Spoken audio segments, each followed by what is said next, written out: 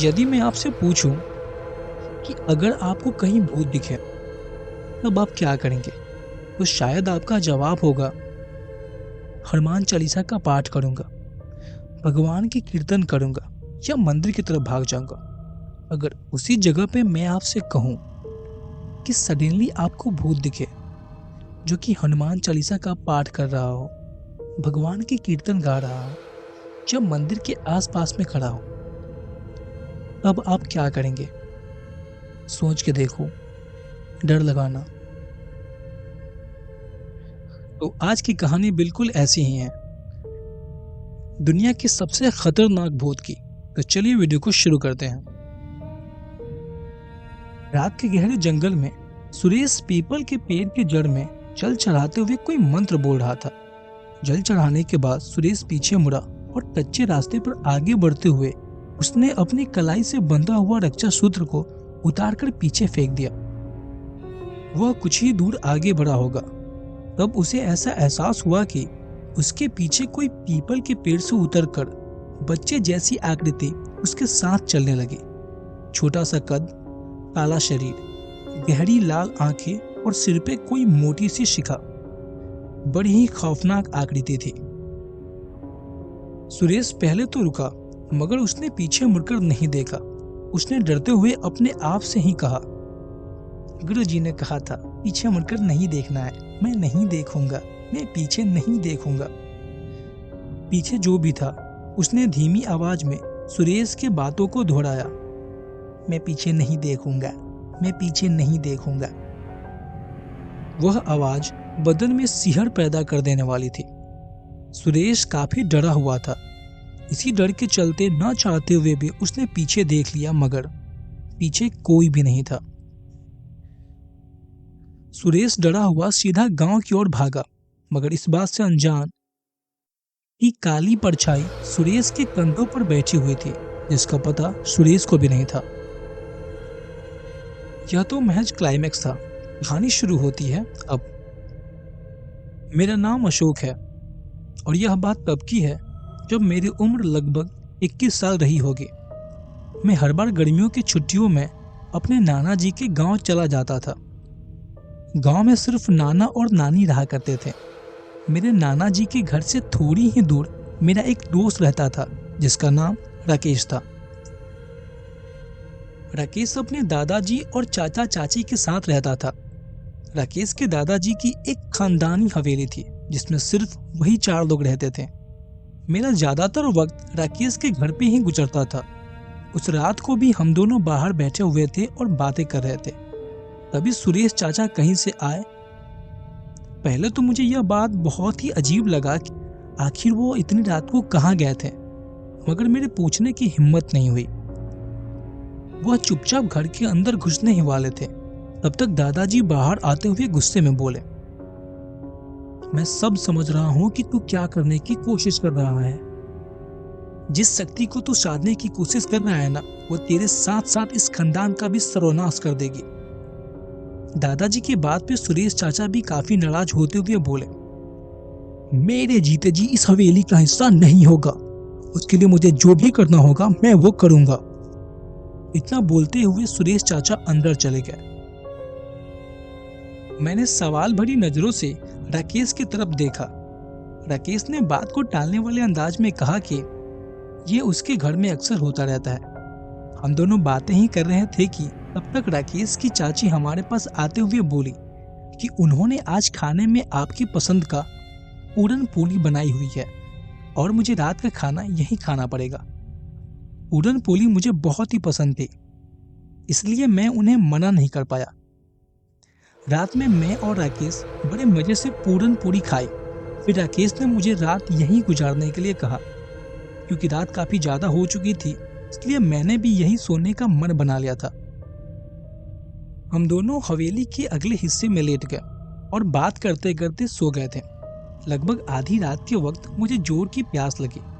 मैं उठकर बैठ गया। हवेली में एक अजीब सा सन्नाटा था। मुझे डर लग रहा था। पहले मैंने राकेश को जगाना चाहा, फिर अचानक मुझे हवेली के अंदर से किसी की बोलने की आवाज सुनाई दी, पीछा छोड़ दे और चला जा यहाँ से। यहाँ से चला जा। यह सुरेश चाचा की आवाज थी। उनकी आवाज सुनकर मैं कुछ समझ नहीं पाया और पानी लेने के लिए उठकर हवेली के बरामदे में दाखिल हुआ। चारों तरफ अंधेरा था, बस बरामदे में हल्की सी रोशनी थी। मुझे अंदर आता देख अचानक सुरेश चाचा की आवाज आनी बंद हो गई, बल्कि उनकी जगह एक बच्चे की हंसने की आवाज सुनाई देने लगी। मैं डर गया। मैंने आवाज लगाई, कौन है सुरेश चाचा? मैं इधर उधर देखने की कोशिश कर रहा था। तभी मुझे बरामदे में खेलता हुआ एक बच्चा दिखाई दिया। सिर पे एक चोटी, कमर के नीचे धोती, काला शरीर और लाल चमकती हुई अजीब सी आंखें। उसे देखकर मैं काफी डर गया था। मैं वापस मुड़कर बाहर भागना चाहता था, तभी वो बच्चा बिल्कुल मेरे सामने आ गया। उसके चेहरे और हाथों पे खून लगा था। उसने हंसते हुए अपना बड़ा सा मुंह खोला। उस खौफनाक चेहरे को देखकर मेरी चीखें निकल गई। मेरा सिर भारी लग रहा था। मैंने धीरे धीरे अपनी आंखें खोली। मेरे सामने एक तांत्रिक बैठा हुआ था जो धीमी आवाज में कोई मंत्र पढ़ रहा था। राकेश, उसके दादाजी और चाचा चाची एक तरफ खड़े थे। अभी मैं सब कुछ समझने की कोशिश कर रहा था कि तभी वह तांत्रिक बोल पड़ा। इस घर में मुंजा प्रेत का वास है, मगर उसने इस बच्चे की सवारी नहीं की। वो किसी और के जरिए इस घर में प्रवेश किया है। तभी राकेश के दादाजी ने चिल्लाते हुए कहा, यह सब इस नालायक का काम है। सुरेश चाचा चुपचाप खड़े थे। फिर दादाजी ने घबराते हुए कहा, हमें इस प्रेत से बचा लो बाबा, वरना यह अनर्थ कर देगा। इसे यहाँ से भगाने का कोई तो उपाय होगा ना तांत्रिक बाबा। तभी तांत्रिक ने गहरी आवाज में कहा, वह मुंजा प्रेत है। उसे डरा के धमका के उसे किसी भी तरीके से वश में काबू नहीं किया जा सकता। यह एक बच्चे जितना जिद्दी होता है। वो देखने में भले ही छोटा लगे, लेकिन उसकी ताकत का अंदाजा इस बात से लगाया जा सकता है कि मुंजा हनुमान चालीसा का पाठ भी कर सकता है, किसी मंदिर में भी जा सकता है, किसी अनुष्ठान में भी बैठ सकता है। तांत्रिक ने आगे बताया कि इसका वास वैसे तो पीपल के पेड़ पे होता है, मगर जो कोई भी इनकी साधना करता है यह उनके साथ ही उसके घर आ जाता है और फिर उस घर में रहने वाले लोगों को और उन 7 पुश्तों तक को परेशान करता है। मुंजा के बारे में इतना जानने के बाद दादाजी ने बार बार तांत्रिक से मदद मांग रहे थे। फिर उस तांत्रिक ने कहा, मैं तुम्हारी मदद करने की पूरी कोशिश करूंगा, लेकिन मैं पूर्ण विश्वास के साथ नहीं कह सकता कि मैं सब कुछ ठीक कर दूंगा। उसके बाद तांत्रिक अगले दिन आने की बात कहकर वहां से चला गया। आधी रात का वक्त था। राकेश के दादाजी ने राकेश से मुझे घर छोड़ने को कहा। रास्ते में राकेश ने मुझे बताया कि कैसे उसके चाचा ने जायदाद की लालच में मुंजा जैसे प्रेत को अपने घर में आने का न्योता दिया। अगले दिन मैंने अपने नाना जी से यह सारा किस्सा बताया। पहले तो वो बहुत ही नाराज हुए, फिर मेरे बार बार पूछने पे उन्होंने मुंजा के बारे में बताया। जो ब्राह्मण पुत्र अपने मुंडन या फिर जनेऊ संस्कार के 10 दिन के भीतर मर जाते हैं, उसे मुंजा प्रेत की गति मिलती है। उसका आकार, व्यवहार और स्वभाव एक बच्चे जैसा होता है, मगर वो किसी भी भूत या प्रेत से अधिक ताकतवर होते हैं। आज से कई साल पहले इस गांव में एक ऐसे ही ब्राह्मण पुत्र की मृत्यु हो गई थी, जिसकी अस्थियां बगीचे वाली पीपल के पेड़ के नीचे गाड़ दी गई थी।